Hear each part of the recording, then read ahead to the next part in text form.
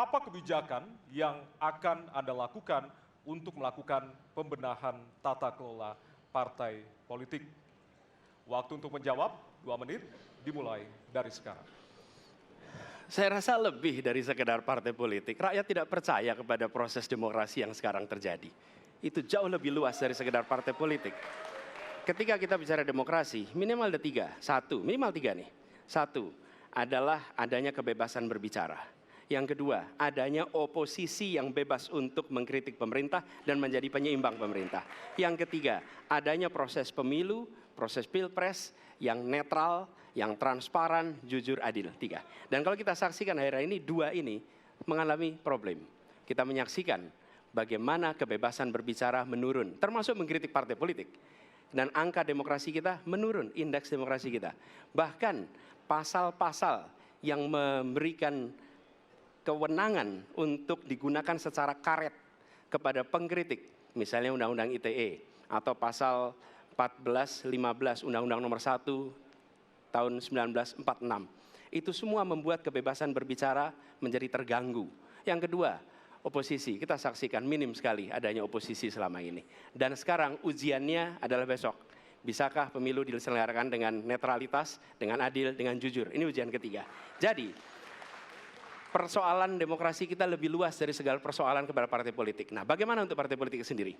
Partai politik perlu mengembalikan kepercayaan. Tapi di sini ada peran negara. Menurut saya salah satu masalah yang mendasar partai politik ini memerlukan biaya. Dan biaya politik selama ini tidak pernah diperhatikan di dalam proses politik.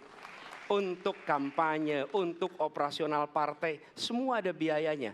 Sudah saatnya pembiayaan politik itu dihitung dengan benar. Ada transparansi, sehingga rakyat pun melihat ini institusi yang bisa dipertanggungjawabkan. Jadi salah satu reformnya adalah reform pembiayaan politik oleh partai politik. Terima kasih. Baik. Waktu sudah habis, terima kasih. Kini kami persilakan calon presiden nomor urut 2 untuk menanggapi jawaban calon presiden nomor urut 1. Waktunya 1 menit dimulai dari sekarang. Mas Anies.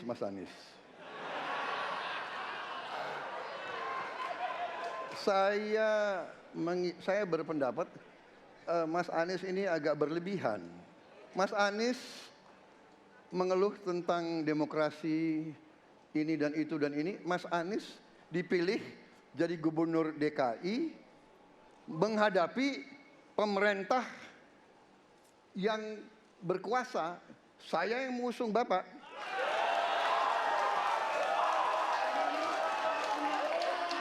Kalau demokrasi kita tidak berjalan, tidak mungkin Anda jadi gubernur.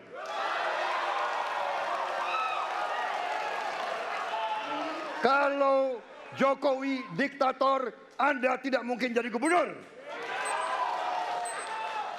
Saya waktu itu oposisi, Mas Anies.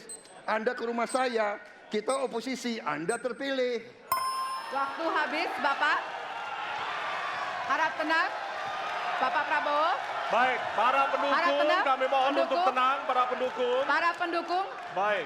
harap tenang. Kita akan lanjutkan dialog kita.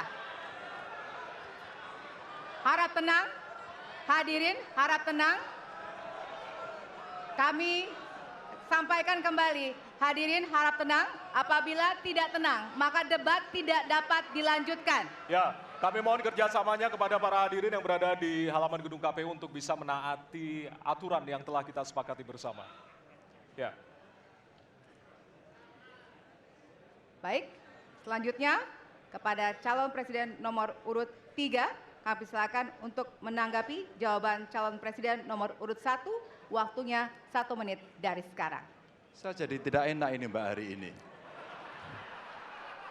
Mohon maaf, saya tidak enak karena 2 kawan saya sedang nagih janji dan membuka buku lama.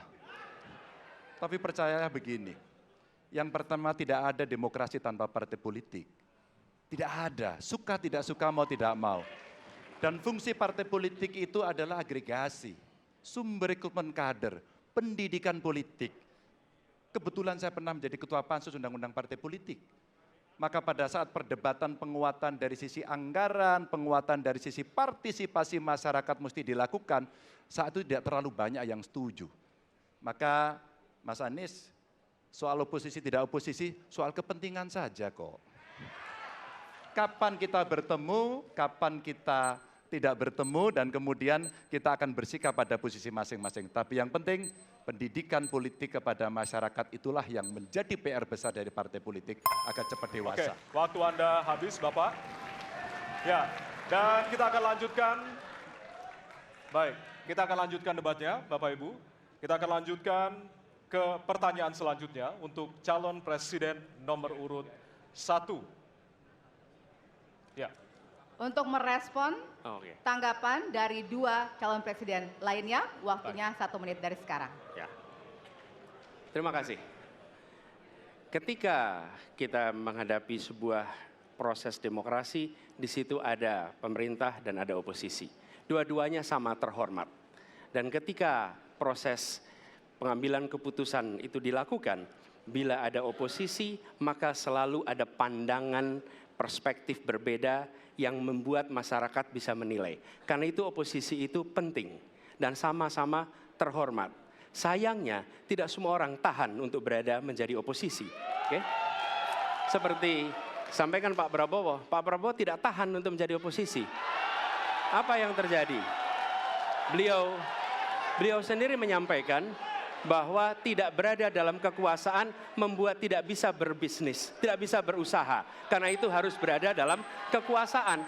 Kekuasaan lebih dari soal bisnis, kekuasaan lebih dari soal uang, kekuasaan soal kehormatan untuk menjalankan kedaulatan rakyat. Baik, waktu Anda Baik, habis, Bapak. terima Kami kasih. mohon sekali lagi kepada para hadirin yang berada di Hadirin. halaman KPU. Ditahan dulu. Baik, baik, Pak Prabowo, Bapak mohon maaf. Prabowo, Bapak, mohon maaf. waktu sudah Nanti habis. Waktu ada sudah kesempatan. habis. Ya,